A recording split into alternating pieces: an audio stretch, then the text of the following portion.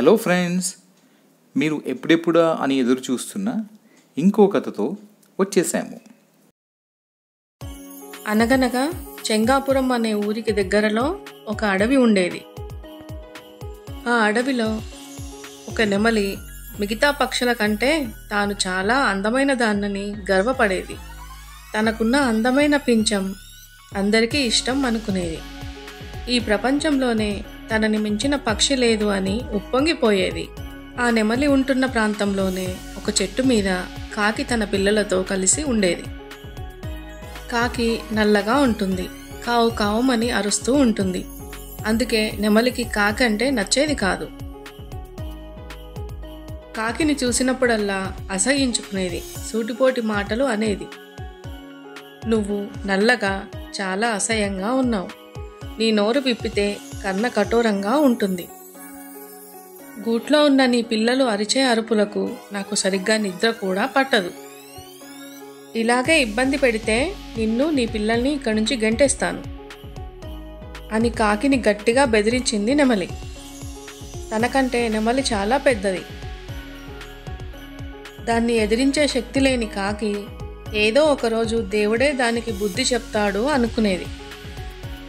నెమలి ఎంత తిట్టినా తన పని తాను చూసుకునేది. ఇదిలా ఉండగా అదే గ్రామంలో వీరయ్య అనే వేటగాడు ఉండేవాడు. వీరయ్యకి తన కొడుకు చంద్రం అంటే వల్లమాలిన ప్రేమ. తన పుట్టినరోజు కానుకగా అందమైన నెమలీకల టోపీ కావాలని చంద్రం అడిగాడు. కొడుకు కోరిక తీర్చడానికి అడవికి వెళ్ళిన వీరయ్యకు చాలాసేపు వెతికాక పొదల్లో ఒక నెమలి కనిపించింది. వీరయ్య నెమలిని పట్టుకునేందుకు వెళ్ళడం చెట్టు మీదున్న కాకి గమనించింది. నెమలికి ప్రమాదం జరగబోతోందని అర్థమైనా కూడా కాకి మౌనంగానే ఉంది. పొద దగ్గరకు వచ్చిన వేటగాడు గాఢ నిద్రలో ఉన్న నెమలిని చటుక్కున పట్టుకున్నాడు. వెంటనే నెమలి తాను వేటగాడి చేతికి చిక్కినట్లు అర్థం చేసుకొని అరవడం మొదలుపెట్టింది. కానీ ఏమీ చేయలేని పరిస్థితి నెమలిది.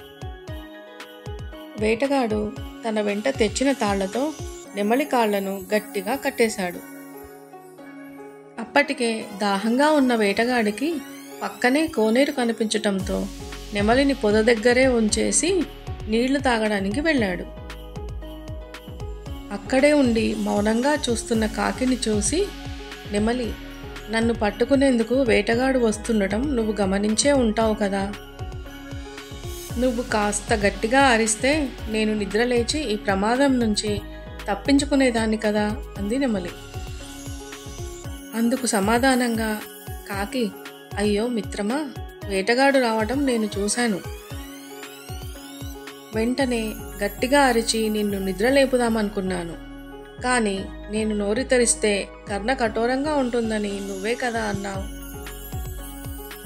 నా అరుపు వినడం ఇష్టం ఉండదని నువ్వే చెప్పావు కదా, అందుకే చూస్తూ నోరు తెరవకుండా మౌనంగా ఉండిపోయాను అని చెప్పింది కాకి. ఆ మాటలతో నెమలికి జ్ఞానోదయం అయింది. ఒకరి లోపాలను ఎత్తి చూపించి అవమానపరిస్తే ఎలాంటి పరిణామాలు ఎదుర్కోవాల్సి వస్తుందో అనుభవంలోకి వచ్చింది. కాకిని నొప్పించినందుకు తన ప్రాణాలకు ముప్పు వచ్చిందని అర్థమైన నెమలి ఎంతగానో బాధపడింది.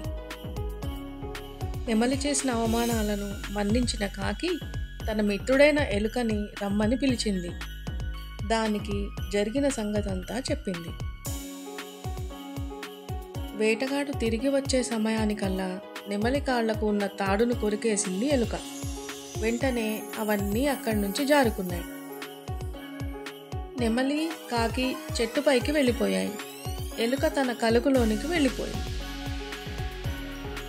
కొద్దిసేపటి తర్వాత వేటగాడు అక్కడికి వచ్చాడు. అక్కడ నెమలి లేకపోవడం చూసి కంగు తిన్నాడు. చేసేదేమీ లేక ఇక తన దారిలో వెళ్ళిపోయాడు. వేటగాడు వెళ్ళిపోయాక తనను రక్షించినందుకు కాకికి, ఎలుకకు కృతజ్ఞతలు చెప్పింది నెమలి.